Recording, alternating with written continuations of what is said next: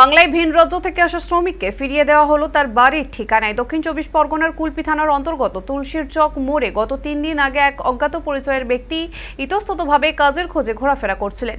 এর চায়ের দোকানে কাজের খোঁজ করতে থাকে ওই অজ্ঞাত পরিচয় ব্যক্তিটি, কিন্তু তিনি হিন্দিভাষী হওয়ার সন্দেহ হয় স্থানীয় ওই চায়ের দোকানের মালিকের। তখনই তার পরিচয় জানতে চাইলে জানা যায় অজ্ঞাত পরিচয় যুবকের নাম সেলিম দরাই, বয়স ২৯, ডাক নাম সোনু, বাড়ি উড়িষ্যা রাজ্যের গজপতি জেলায়।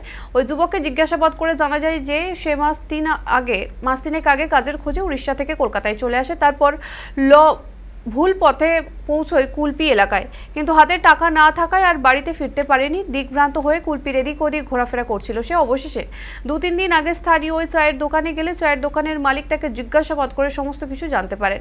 এরপরেই তার থেকে ফোন নাম্বার নিয়ে তার পরিবারের সঙ্গে যোগাযোগ করা হয় এবং অবশেষে রবিবার তার পরিবার কুলপিতে গিয়ে ঘরের ছেলেকে ফিরিয়ে আনে। একদিকে যেমন ঘরের ছেলেকে ফিরে পেয়ে খুশি পরিবারের লোকজন, তেমনি দীর্ঘদিন পরে বাড়িতে ফিরতে পেরে খুশি উড়িষ্যার সোনু।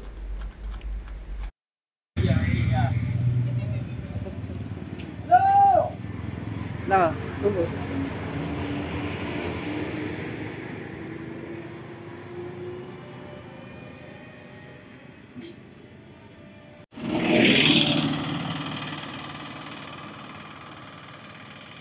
क्या अपन भैया है, ऐसा ना हो गया, कुछ गलत नहीं बोल रहा है ना मेरा साथ। जो कितना दिन था आप जाने के लिए, अब अच्छा नहीं लगेगा क्या? अच्छा किया था, ठीक है।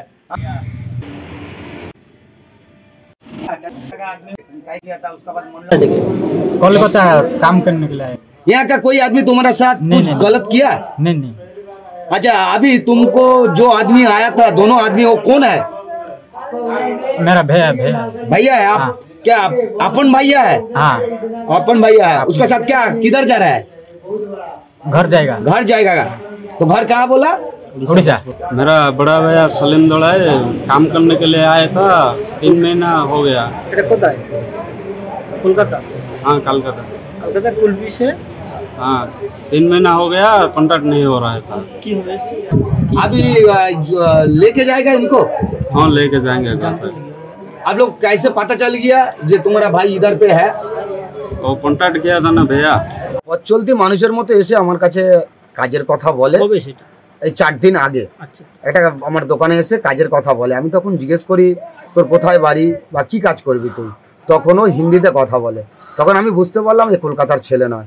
তখন আমি ওর হিন্দিতে কথা জানার পরে বুঝতে পারলাম যে ওর বাড়ি বলছে উড়িষ্যাতে। তা কাজের খুঁজে এসেছিল, আসার পরে তবে আমাকে দোকানে এসেছিল ওই যে কাজ করবো বলে। কিভাবে এসছে এটা তো আমি জানি না। তখন আমার যখন অ্যাড্রেস বললো যে আমার বাড়ি উড়িষ্যাতে, তখন আমি আমার একটা বন্ধুকে উড়িষ্যায় ছিল সেই বন্ধুকে ফোন করি। বন্ধুকে ফোন করার পরে তার সঙ্গে কথা বলার পরে বন্ধু কি করলো, 18 জন মানে পরপর ওই বন্ধুর সঙ্গে আরেকটা নম্বর এরকম করে 18 জনের ফোন করার পরে তবে ওই ছেলেটার বাড়ির সঙ্গে যোগাযোগ করতে পারি। যোগাযোগ করার পরে থানা থেকে আমাকে ফোন করে। থানা থেকে ফোন করার পরে থানা আমাকে বললো যে এরকম বাড়ির ছেলে, এই ব্যাপার হারিয়ে গেছে, এই এতদিন হয়ে গেছে, আপনি কোন জায়গায় আছেন বা কোথায় কি সব কিছু আমার ডিটেলস থানার সঙ্গে কথা হয়। হওয়ার পরে ওর বাড়ির লোক এসছে, ওর দাদার গ্রামের পাশের বাড়ি একটা ছেলে, তাদের অরিজিনাল কপি দেখলাম, দেখে পরিচয়পত্র নিলাম। নেওয়ার পরে দেখলাম যে সব কিছু মিলে যাচ্ছে। মিলে যাওয়ার পরে আমি ছেলেটাকে আজকে ওদের হাতে ছেড়ে দিচ্ছি।